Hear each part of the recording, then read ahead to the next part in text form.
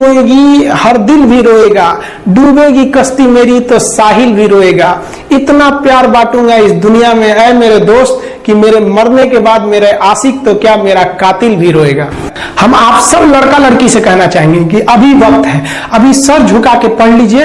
वादा है आपसे कि जिला में सबसे ऊंचा सर आपका होगा, लेकिन अगर अभी आप सोचिएगा आराम करने के लिए, पूरी जिंदगी आपको तकलीफ उठानी पड़ेगी। अगर आज आप किताबों के दीवाने हो गए ना, तो कल दुनिया आपकी दीवानी हो जाएगी। किसी ड्रीम गर्ल के लिए ना अपने माँ बाप के ड्रीम को कभी नहीं छोड़ना चाहिए। आप लोग जो सोचते हैं ना इधर उधर, वो खुशी तो आप लोगों ने कभी देखा ही नहीं। कोई स्टूडेंट अभी तक खुशी नहीं देखा। हम आपको व्यक्तिगत बताते हैं। देखिए, खुशी कब मिलेगी आपको? जिस दिन आपको जॉब मिलेगा ना, और जो पहली सैलरी मिलेगी वो भी नहीं खुशी है। जब आप अपनी पहली सैलरी ले जाके अपनी माँ के हाथों में देंगे ना, तो आपकी आंखों में आंसू होगा। आप याद करेंगे कि जिस माँ की उंगलियों को पकड़कर हमने चलना सीखा, आज उसको हमने अपनी पहली कमाई दिया है। और जब कमाने लगेंगे ना, तब समझ में आएगा कि लाखों रुपए की अहमियत कुछ नहीं है वो 1 रुपए के आगे जब माँ स्कूल जाते वक्त दिया करती थी। और गौर से देखा करो अपने माँ बाप के आंखों में, ये वो आईने होते हैं जिसमें बच्चे कभी बूढ़े नहीं होते हैं। जिंदगी जो है ना, वो एक एग्जाम की तरह है, और इस एग्जाम में ना ज्यादातर लोग फेल हो जा रहे हैं। क्यों फेल हो रहे हैं? क्योंकि वो एक दूसरे का नकल कर रहे हैं और उनको पता ही नहीं है कि सबका क्वेश्चन पेपर अलग है, इसीलिए फेल हो रहे हैं। तो जिंदगी में सबकी समस्याएं अलग होती हैं। आप दूसरे की समस्या से केवल साहस ले सकते हैं, उसका तरीका नहीं अपना सकते। हिम्मत बनाए रखिए कि नहीं, हमें भी इस सफलता को पाना है। और ये जिंदगी जो है ना, एक अजीब सी रेस है यार, समझ में नहीं आता है। अगर तेज भागिएगा तो आपके अपने पीछे छूट जाएंगे, और धीमे दौड़िएगा तो आपके अपने ही आपको पीछे छोड़ के चले जाएंगे। इसलिए जिंदगी की रफ्तार इतनी बनाए रखो यार कि भले दुश्मन आगे निकल जाए, लेकिन एक दोस्त पीछे नहीं छूटना चाहिए। अपनी जिंदगी में हौसला बना के रखिए। पतंग को पता होता है कि उसका अंत एक कचड़े में जाकर होगा, लेकिन उससे पहले उसे आसमान छूकर दिखाना होता है। देखिए, सफलता और असफलता में थोड़ा सा अंतर है। सफलता आपका परिचय दुनिया के सामने कराएगी, और असफलता दुनिया का परिचय आपसे करा देगी। इसलिए सफल जरूर होइए। देखिए, 97% लोग जो है ना, वो थक के किसी काम को छोड़ देते हैं, और जिंदगी भर उन 3% लोगों के लिए काम करने लगते हैं जो कभी भी हार नहीं मानते। मेहनत बता देता है कि परिणाम कैसे मिलेगा, वरना परिणाम तो बताता ही है कि आपका मेहनत कैसा था। पहाड़ों को चीरते हुए जब नदी निकलती है ना, तो कभी नहीं पूछती है कि समुद्र अभी कितना दूर है। और नदी में गिरने से तो कभी किसी की मौत नहीं होती है। मरता तो वही है जिसे तैरना नहीं आता है। तो हम सब परिस्थितियों के आगे हार जाते हैं। हम हार जाते हैं, परिस्थितियां सबके सामने होती है। जो डट के रहा उसे मंजिल मिली, और जो नहीं डटा वो हार के चला गया।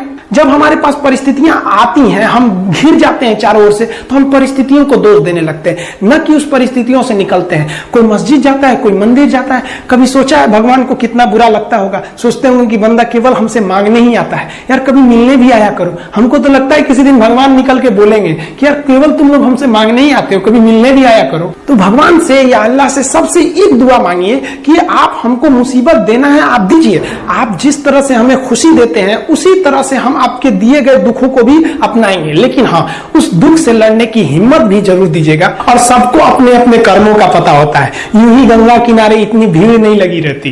देखिए, जिंदगी में आपसे भी कुछ गलतियां होंगी, और गलती किससे होती है? जो काम करता है, मेहनत करने वालों से ही तो गलतियां होती है। निकम्मों की तो पूरी जिंदगी निकल जाती है दूसरों में कमी ढूंढते ढूंढते। और दुनिया में ना किसी भी समस्या है भाई, उसका सबसे अच्छा एक टोल फ्री नंबर है। दुनिया की कोई भी समस्या का सबसे टोल फ्री नंबर है दोस्त। एक बढ़िया दोस्त बनाओ भाई, 2-4 लोगों का, और उनसे ही आप पढ़ाई लिखाई हर तरह के डिस्कस करते रहो।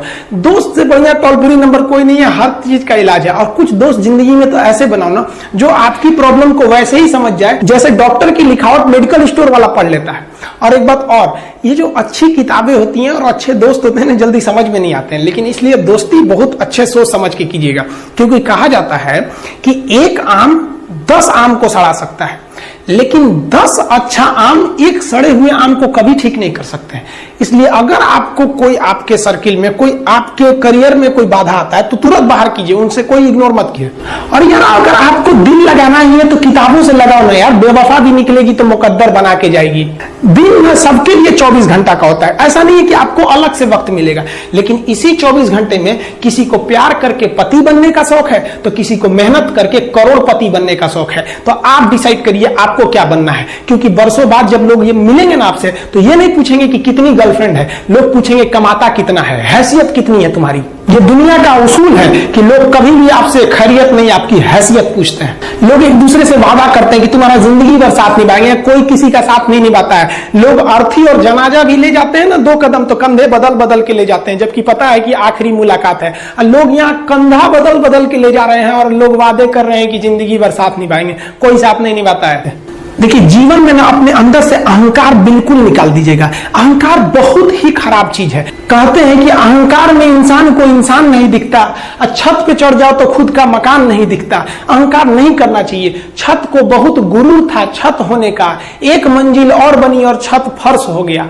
अहंकार कभी नहीं कीजिएगा। तूफान ज्यादा होती है तो कश्ती डूब जाती है, और घमंड ज्यादा हो जाती है तो हस्ती डूब जाती है। जिस दिन आपको घमंड होने लगे ना अपने आप के ऊपर कि हम बहुत बड़े हो गए हैं, हम बहुत पढ़ लिए हैं, हम बहुत सक्सेसफुल मैन हो गए, हम बहुत बड़े बिजनेसमैन, हम बहुत, मतलब जिस दिन आपको घमंड हो गया ना, उस दिन आप शमशान घाट में जाके दिखेगा आपसे नायाब लोग, आपसे अच्छे अच्छे लोग वहां खाक बन गए। दुनिया में ना किसी से जलन नहीं रखनी चाहिए। देखिए, माचिस जो होता है ना दूसरे को जला देता है, लेकिन कभी माचिस को देखें वो खुद को भी जला लेता है। अतः अगर आप दूसरे की बुराई करेंगे, दूसरे के पीछे रहेंगे ना, तो इसमें आपका लॉस होगा। और अगर आपकी कोई बुराई कर रहा है ना, तो आपको खुश होना चाहिए कि आप आगे बढ़ रहे हैं। बुराई उसी का लोग करते हैं जो आगे बढ़ रहा होता है, जो पहले गिरा हुआ है उसकी लोग क्या बुराई करेंगे। और जब भी आपकी कोई बुराई करे तो आप उसे सहज स्वीकार करें, और आप उसे प्रूव मत कीजिए कि हम ये नहीं है। हम लोग गलती क्या करते हैं स्टूडेंट लोग, कि प्रूव करने लगते हैं। नहीं, आपको अपने आप को इंप्रूव करना है। अगर कोई गलती हो गई है, आपको कोई बुराई कर रहा है, तो आप उसको सहज स्वीकार कीजिए। जिस दिन आपके अंदर अपनी बुराई सुनने की क्षमता आ गई, यकीन मानिए आप सफलता के दहलीज पे अपनी पहली कदम रख दिए उसी दिन। लोहा जो होता है ना, उसे कोई नहीं तोड़ सकता है, लेकिन उसी लोहे के अंदर का जो जंग लग जाता है ना, धीरे धीरे दीमक की तरह उस लोहे को खदड़ते जाता है। इसलिए अपने अंदर अहंकार को मत लाने दीजिएगा।